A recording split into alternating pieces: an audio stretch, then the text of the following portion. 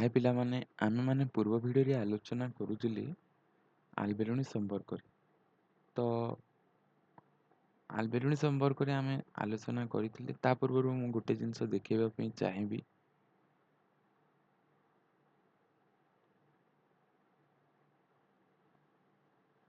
କିନ୍ତୁ ଆମେ ପରବର୍ତ୍ତୀ ସମୟରେ ଦେଖିଦେବା ତାହା। ତ ଆମେ ଦେଖିଥିଲେ ଆଲବେରୁଣୀ ସମ୍ପର୍କରେ, ଆଲବେରୁଣୀଙ୍କ ଜୀବନୀ ସମ୍ପର୍କରେ, ଆଲବେରୁଣୀ କେଉଁଠି ଜନ୍ମଗ୍ରହଣ କରିଥିଲେ, ତାପରେ ଜାତି ପ୍ରଥା ସମ୍ପର୍କରେ ତାଙ୍କ ଦୃଷ୍ଟିରେ ଜାତି ପ୍ରଥା କ'ଣ, କିପରି ଥିଲା, ବିଚାର ବ୍ୟବସ୍ଥା, ବିବାହ, ବହୁ ବିବାହ କିପରି ଥିଲା, ତାପରେ ଦଣ୍ଡ ବ୍ୟବସ୍ଥା କ'ଣ ଥିଲା, ତାପରେ ଆମେ ଧର୍ମୀୟ ବିଶ୍ୱାସ ସମ୍ପର୍କରେ ଦେଖିଥିଲେ।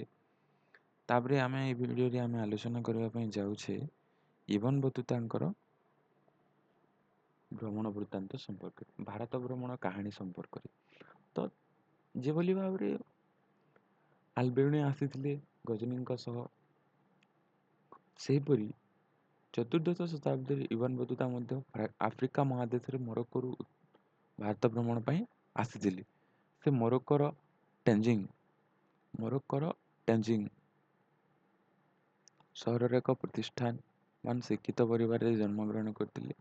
ଇବନ ବତୁତା ଗୋଟେ ମୋରୋକୋର ଟାଞ୍ଜିଂ ସହରର ପ୍ରତିଷ୍ଠାବାନ ଶିକ୍ଷିତ ପରିବାରରେ ଜନ୍ମଗ୍ରହଣ କରିଥିଲେ। ଇବନ ବତୁତା ସ୍ଥଳପଥରେ ମଧ୍ୟ ଏସିଆ ଦେଇ 1333 ଖ୍ରୀଷ୍ଟାବ୍ଦରେ ସିନ୍ଧୁ ପ୍ରଦେଶରେ ପହଞ୍ଚିଥିଲେ। ଏହା ବ୍ୟୁରୋ ଆଧାରରେ ଲିଖିତ। ସେଠାରେ ସେ ମହମ୍ମଦ ବିନ୍ ତୁଗଲକଙ୍କ କଳା ଓ ସାହିତ୍ୟ ଖ୍ୟାତି ଶୁଣି ଦିଲ୍ଲୀ ଆସିଥିଲେ। ଇବନ ବତୁତା କ'ଣ କରିଥିଲେ? ସେ ଏସିଆ ପ୍ରଦେଶରେ ସିନ୍ଧୁ ପ୍ରଦେଶରେ ପହଞ୍ଚିଥିଲେ ଏବଂ ସେଠାରେ ସେ ମହମ୍ମଦ ବିନ୍ ତୁଗଲକଙ୍କ କଳା ସାହିତ୍ୟ ଶୁଣି ଦିଲ୍ଲୀକୁ ଆସିଥିଲେ। ଇବନ ବତୁତା ଜ୍ଞାନରେ ମହମ୍ମଦ ବିନ୍ ତୁଗଲକ ପ୍ରଭାବିତ ହୋଇ ତାଙ୍କୁ କାଜୀ ପଦବୀ ବା ବିଚାରକ ପଦବୀ ରୂପେ ନିଯୁକ୍ତି କରିଥିଲେ ଏବଂ ଶେଷରେ 1342 ଖ୍ରୀଷ୍ଟାବ୍ଦରେ ତାଙ୍କୁ ସୁଲତାନଙ୍କ ଦୂତ ରୂପରେ ମଧ୍ୟ ଚୀନ ଦେଶ ମୋଗଲ ଶାସକ ଦରବାରକୁ ପ୍ରେରଣ କରାଯାଇଥିଲା। ଚୀନ ଦେଶର ବେଜିଂ ସହରରେ ପହଞ୍ଚିଥିଲେ ଏବଂ 1347 ମସିହାରେ ସ୍ୱଦେଶ ପ୍ରତ୍ୟାବର୍ତ୍ତନ ମଧ୍ୟ ଆରମ୍ଭ କରିଥିଲେ। କିତାବୁଲ ରୋହିଲାରେ କ'ଣ ରହିଛି? ଇବନ ବତୁତା ଦୀର୍ଘ 21 ବର୍ଷ ବିଶ୍ୱ ଭ୍ରମଣ କରି 1354 ମସିହାରେ ନିଜ ଜନ୍ମସ୍ଥାନକୁ ଫେରିଥିଲେ ଏବଂ ତାଙ୍କ ଫେରିବା ପରେ ସେହି ରାଜ୍ୟର ରାଜା ଇବନ ଜୁଜାଇ ନାମକ ଏକ ବ୍ୟକ୍ତିକୁ ଇବନ ବତୁତାଙ୍କ ଭ୍ରମଣ ଅନୁଭୂତିକୁ ଲିପିବଦ୍ଧ କରିବା ପାଇଁ ନିୟୋଜିତ କରିଥିଲେ। ଇବନ ବତୁତା ତାଙ୍କ ଭ୍ରମଣ ସମ୍ପର୍କରେ ସେହି ସମୟରେ ତାଙ୍କ ସ୍ମୃତିରେ ଥିବା ସ୍ଥାନ, ରାଜାଙ୍କ ଦରବାର ଓ ଦରବାରୀ ସାଧୁମାନଙ୍କ ବିଷୟରେ ଯାହା ବର୍ଣ୍ଣନା କରିଥିଲେ, ଇବନ ଜୁଜାଇ ତାହାକୁ ଲିପିବଦ୍ଧ କରି ତାଙ୍କର ଭାରତ ଅଭିଜ୍ଞତା ଓ ଅନୁଭୂତିକୁ ନେଇ 1355 ମସିହାରେ ଆରବୀ ଭାଷାରେ ଏକ ଗ୍ରନ୍ଥ ପ୍ରକାଶ ପାଇଥିଲା। ଏହାର ନାମ ହେଲା ରହିଲା, ଯାହାର ଅର୍ଥ ହେଲା ଭ୍ରମଣ। ତାପରେ ତାଙ୍କ ଦୃଷ୍ଟିରେ କ'ଣ ଥିଲା? ତାଙ୍କ ଦୃଷ୍ଟିରେ ଯାହା ଥିଲା ଭାରତୀୟ ସମାଜ, ଆମେ ତାହାକୁ ଦେଖିବା। ତ ଭାରତୀୟ ଦ୍ରବ୍ୟ ବର୍ଣ୍ଣନା ସେ କରିଥିଲେ। ପ୍ରଥମେ ସେ ଭାରତୀୟ ଦ୍ରବ୍ୟ ସମ୍ପର୍କରେ ବର୍ଣ୍ଣନା କରିଥିଲେ, ଦେଖିବାକୁ ଆମେ ପାଇବା। ତ ଇବନ ବତୁତାଙ୍କର ବିବରଣୀ ଆମେ ଦେଖିବାକୁ ପାଇବା ଯେ ଭାରତର ନଡ଼ିଆ ପାନ ବିଶେଷ ସ୍ଥାନ ରହିଥିଲା ଏବଂ ସେଥିରେ ତାଙ୍କ ବର୍ଣ୍ଣନା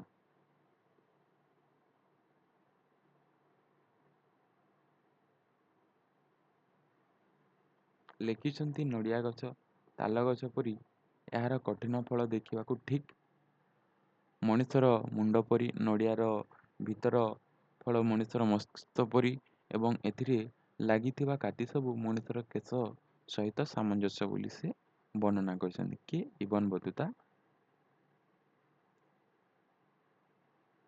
ପୁଣି ସେ ପାନ ବିଷୟରେ ବର୍ଣ୍ଣନା କରି ଯାଇ ଲେଖିଛନ୍ତି, ଯେମିତି ଅଙ୍ଗୁର ଲତା ଚାଷ କରାଯାଏ, ସେପରି ପାନ ମଧ୍ୟ ଏପରି ଚାଷ କରାଯାଏ। ପାନକୁ ଖାଇବା ପୂର୍ବରୁ ଗୁଆକୁ ପ୍ରଥମେ ସାନ ସାନ ଖଣ୍ଡ କରି କାଟିକି ପତ୍ର ମଧ୍ୟରେ ଗୁଡ଼ାଇ ଚୋବାଇ ଖାଉଥିଲେ। ତାପରେ ସେମାନେ ନଗର ବର୍ଣ୍ଣନା ସମ୍ପର୍କରେ ଆଲୋଚନା କରିଛନ୍ତି। ତ ଇବନ ବତୁତାଙ୍କର ଭାରତ ବିବରଣୀରେ ରହିଛି ଦିଲ୍ଲୀ ଏବଂ ଦୌଲତାବାଦ ଭାରତୀୟ ପ୍ରମୁଖ ନଗର। ସେ ଦୌଲତାବାଦକୁ ଦିଲ୍ଲୀର ସମକକ୍ଷ ବୋଲି ବର୍ଣ୍ଣନା କରିଛନ୍ତି। ତାଙ୍କ ମତରେ ଭାରତୀୟ ବଜାର କେବଳ ଅର୍ଥନୈତିକ ଆଦାନ ପ୍ରଦାନ ପାଇଁ ଉଦ୍ଦିଷ୍ଟ ନଥିଲା, ବରଂ ସାମାଜିକ ସାଂସ୍କୃତିକ କାର୍ଯ୍ୟକଳାପର ଆଦାନ ପ୍ରଦାନର ମୂଳ କେନ୍ଦ୍ର ଥିଲା।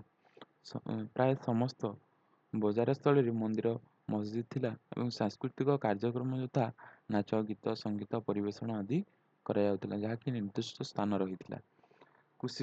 କୃଷି ଆମେ କୃଷି ସମ୍ପର୍କରେ ଦେଖିବା। କୃଷି ସମ୍ପର୍କରେ ଦେଖିବାକୁ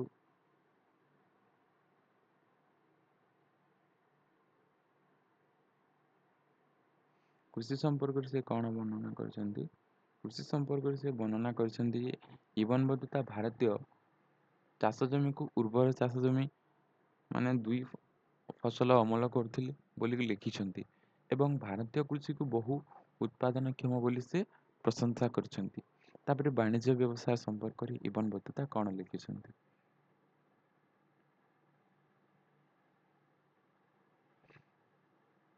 ଇବନ ବତୁତା ଲେଖିଥିଲେ ଯେ ଭାରତୀୟ ସାମଗ୍ରୀ ଓ ସାମଗ୍ରୀ ପ୍ରସ୍ତୁତକାରୀଙ୍କ ଚାହିଦା ପଶ୍ଚିମ ଓ ଦକ୍ଷିଣ ପୂର୍ବ ଏସିଆର ଦେଶମାନଙ୍କରେ ବହୁତ ଥିଲା।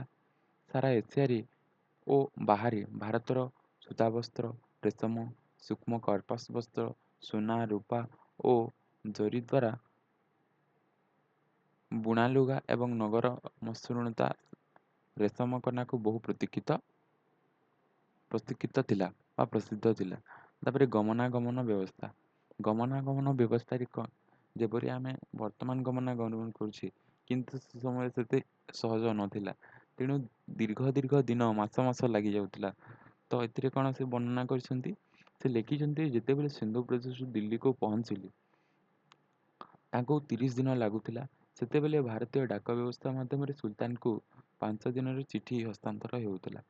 କିନ୍ତୁ ଯେଉଁ ଡାକ ବ୍ୟବସ୍ଥା ଥିଲା ତ ବର୍ତ୍ତମାନ ଠାରୁ ମଧ୍ୟ ଫାଷ୍ଟ ଥିଲା। ସେହି ସମୟରେ ଉଲୁକ ଏବଂ ଦାୱା ଡାକ ବ୍ୟବସ୍ଥା ଥିଲା। ତ ଉଲୁକ ବ୍ୟବସ୍ଥାରେ ଘୋଡ଼ା ପିଠିରେ ଓ ଦାୱାରେ ଡାକ ବାହକ ମଣିଷ ଦୌଡ଼ି ଡାକ ଯାଉଥିଲା। ଦାୱାରେ ଦୌଡ଼ି ଏବଂ ଉଲୁକରେ ଘୋଡ଼ା ସାହାଯ୍ୟରେ ଯାଉଥିଲେ। ଅର୍ଥାତ୍ ଜଣେ ଘୋଡ଼ା ସାହାଯ୍ୟରେ ଯିବ ଗୋଟିଏ ସ୍ଥାନ ପର୍ଯ୍ୟନ୍ତ, ଆଉ ଗୋଟିଏ ସ୍ଥାନରୁ ପୁଣି ଜଣେ ଲୋକ ଯିବ, ପୁଣି ତାର ଗୋଟେ ନିର୍ଦ୍ଦିଷ୍ଟ ସ୍ଥାନ ରହିଥାଏ। ସେତେ ପର୍ଯ୍ୟନ୍ତ ସେମାନେ ଖବରକୁ ଶୀଘ୍ର ପହଞ୍ଚୁଥିଲେ ଏବଂ ଗୋଟେ ବ୍ୟକ୍ତି ଗୋଟେ ଦୌଡ଼ି ସାହାଯ୍ୟରେ ଗୋଟେ ସାଉଣ୍ଡ ହେଉଥିବା ଦୌଡ଼ିକୁ ଘୁରେଇକି ଯାଉଥିଲା, ଯାହା ସତ୍ତ୍ୱରେ ତା ଆଗକୁ କେହି ଆସୁନଥିଲେ। ସେଥିରେ ସେ ଦୌଡ଼ି ଚିଠିକୁ ଗୋଟିଏ ସ୍ଥାନରୁ ଅନ୍ୟ ସ୍ଥାନକୁ ନେଇ ପାରୁଥିଲା। ତାପରେ ଆସିଲା ଦାସଦାସୀ ବ୍ୟବସ୍ଥା। ଦାସଦାସୀ ବ୍ୟବସ୍ଥାରେ କ'ଣ ରହିଛି? ଦାସଦାସୀ ବ୍ୟବସ୍ଥାରେ ରହିଛି ବତୁତାଙ୍କର ନିଜ ବିବରଣୀରେ ମହିଳା ଦାସୀଙ୍କ ଗଣିକା ବିଷୟରେ ଲେଖି ଦାସୀମାନେ ସଙ୍ଗୀତ, ନୃତ୍ୟ ପରିବେଷଣ କରିବା ସହିତ ସୁଲତାନଙ୍କ ଗୁପ୍ତଚର ସମ୍ବାଦଦାତା ଭୂମିକା ମଧ୍ୟ ଗ୍ରହଣ କରୁଥିଲେ। ସେହିପରି ପାଲିଙ୍କି, ଦୋଲା ବୋହିବା କାମ ଦାସଦାସୀମାନେ ମଧ୍ୟ କରୁଥିଲେ। ଦାସମାନଙ୍କର ଅପେକ୍ଷା ଦାସୀମାନଙ୍କର କାମ କମ ଥିଲା। ତାପରେ ଆସିଲା ଫ୍ରାଙ୍କୋଇସ୍ ବନ୍ୟ।